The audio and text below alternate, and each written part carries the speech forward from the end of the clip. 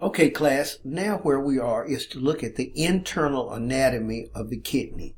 The internal anatomy of the kidney, okay? When we look at the internal anatomy of the kidney, let's see what we have here. Okay, the kidney basically, I'm going to make this a little smaller. Okay, the kidney has a cortex, okay, a cortex. That is this outer area here. Now, as a generic situation, in organs that are circular or completely enclosed, a generic term is the outer portion is always the cortex and the inner is the medulla. This is generic. Outer cortex, and you're going to see that in a lot of other organs besides just the kidney.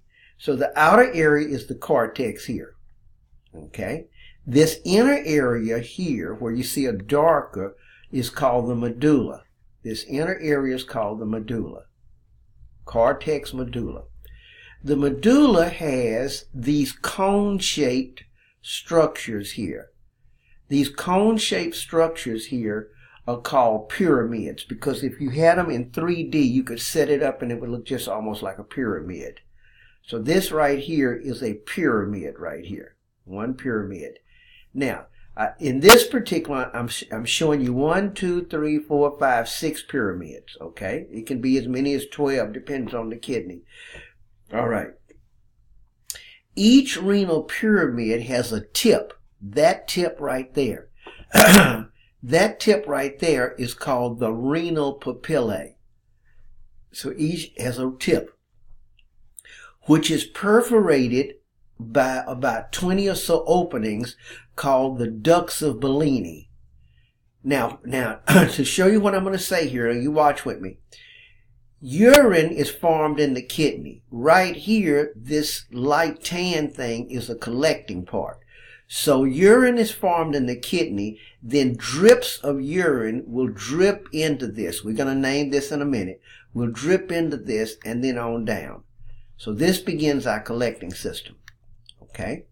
Now, the medullary pyramid and its surrounding cortex constitute a lobe. So right here, I'm going to come to this picture.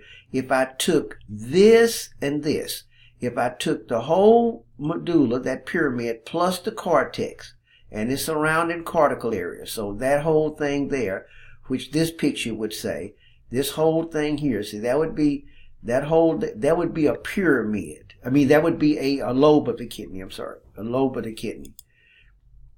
Okay, so we go back here. That's the lobe. Okay, the collecting system. Remember, I was saying this light tan here starts here, and what it starts with, each renal papillae is covered by this cup. See, the mouth of that cup, I'm going to use my Latin term, ostium, O-S-T-I-U-M. Ostium means mouth. So the mouth of this cup surrounds the renal papillae. So urine is formed up here, and when it leaks into here, then it's going to go on down. There's no adjustment. Okay, so each renal papillae is covered by a cup-like structure known as the ostium of the minor calyx. These right here are minor calyces. Okay, several minor calyces come together, like right here. That would be a minor, come together to give a major calyx, and then all the major calyxes come together to give the renal pelvis. All of them come together to give the renal pelvis, which then goes, and then urine would travel down the ureter on its way to the bladder. Okay, let's go a little further then. See what we have here. Several minor calyces join to form a major. The major join to form the renal pelvis, and then it goes from there, as we see. Okay, so that kind of gives, I want you to study on that. So here's that. All right, now we're talking about the blood and nerve supply to the kidney. Approximately 1/4 of cardiac output flows to the kidney every minute. Now let me tell you what that means. If average cardiac output is 5 liters per minute, that was in the heart chapter. if average cardiac output was 5 liters per minute, then we're saying about 1200 to 1250 cardiac output goes to the kidney. Now, the question I ask in class is, does the kidney need all that blood to survive? No, it does not. The kidney is taking a lot of blood because it's your filter of waste. Let me say it again. It's your filter of waste. So it is getting a lot more. It probably only needs 200 to keep it living. But the blood that's going to it is being filtered. That's why when a person loses their kidneys, they have to go to dialysis every so often. How often they go depends on how decreased the kidney functioning is. Okay? Now, arterial flow and venous flow into the kidney and out of. Let me go to this picture. We're going to get to the blood supply in the next one, but you have a renal artery coming in. Now, the renal artery comes off the aorta. Where did we say it comes off of? It comes off the aorta. Let's go to this picture. So here's your aorta right there, and then the renal artery is going to come off of that on both sides. Okay? Renal artery. The renal vein comes back, and it goes into the inferior vena cava. Renal artery, renal vein. Now remember, we mentioned that this was an end artery. We did that when we were talking about blood pressure. It's only one artery. It's not collateral circulation. Only one artery. We made a big deal about that as far as dealing with hypertension going in. That's the renal artery right there. Okay? The nerve supply is via the renal plexus. The renal plexus consists of unmyelinated sympathetic fibers, virtually no parasympathetic to the kidney. Now let's analyze this statement here. All right. Most organs that use the autonomic nervous system have dual innervation. Let's say that again. Most organs that utilize the autonomic nervous system have dual, D-U-A-L, innervation, which means there's some parasympathetic and some sympathetic. Depending on the organ, the parasympathetic would either turn the organ up more or down more, and vice versa for the sympathetic. Just like the heart. Heart had dual innervation. Sympathetic increased the activity, parasympathetic decreased it. But when we get to the GI tract, we're going to see parasympathetic increases, sympathetic decreases. All right, now we get to the kidney. The kidney primarily has sympathetic to it. Really hardly anything parasympathetic. So how does that work out? Okay. The sympathetic nervous system is your fight and flight nervous system. Let me say it again. The sympathetic nervous system is your fight and flight. What that means is that anything that needs excitement will be activated like the heart. Forming urine, doesn't take a great genius to realize forming urine is not a fight or flight situation. Forming urine is more of a rest and recluse situation like the parasympathetic. So if you only have the sympathetic going to it, then this is basically that I want you to cement in your mind. The more sympathetic activity going to the kidney, when you turn those action potentials on hard and heavy to the kidney, it starts to shut it down. When you turn the sympathetic activity onto the kidney, it starts to shut it down because forming urine is not an excitement issue. So that means when the sympathetic nervous system backs off of the kidney some, kidney function is restored. And the more it backs off, the more kidney function. So you only really needed one. You could work on one. Turn it on more, sympathetic, and kidney shuts down more. Turn it off more, and kidney goes full speed ahead.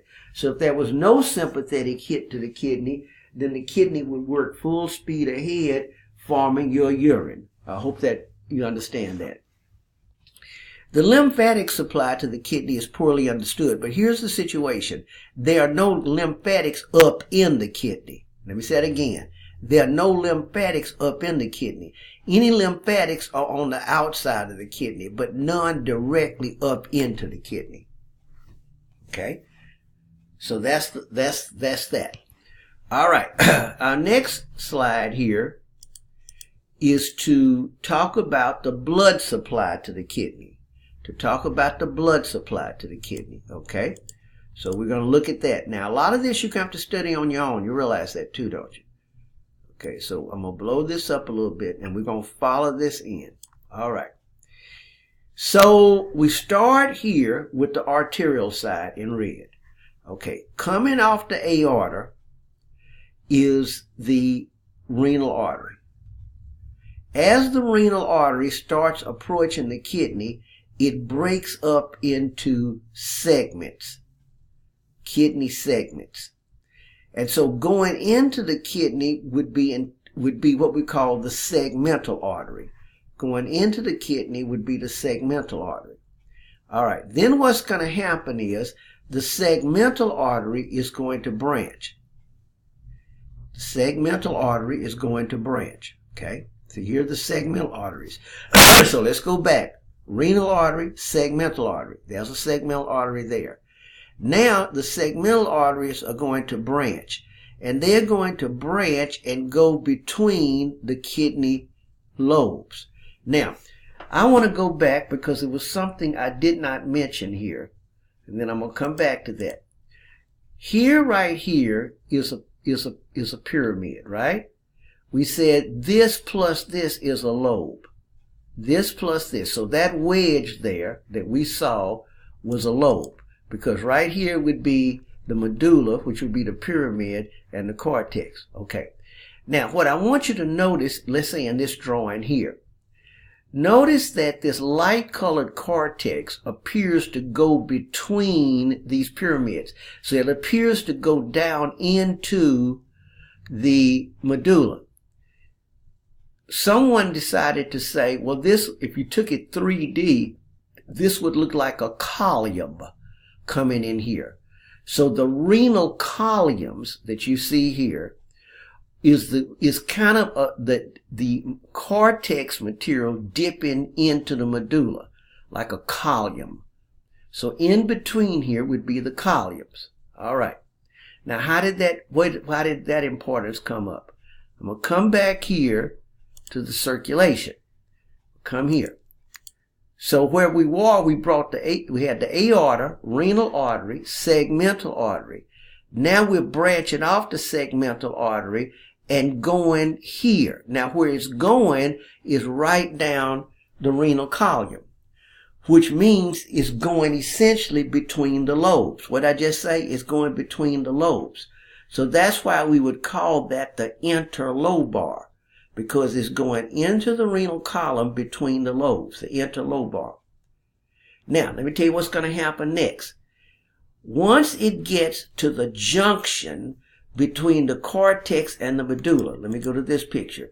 Once it gets to the junction between the cortex and medulla, this right here, E is the interlobar arteries.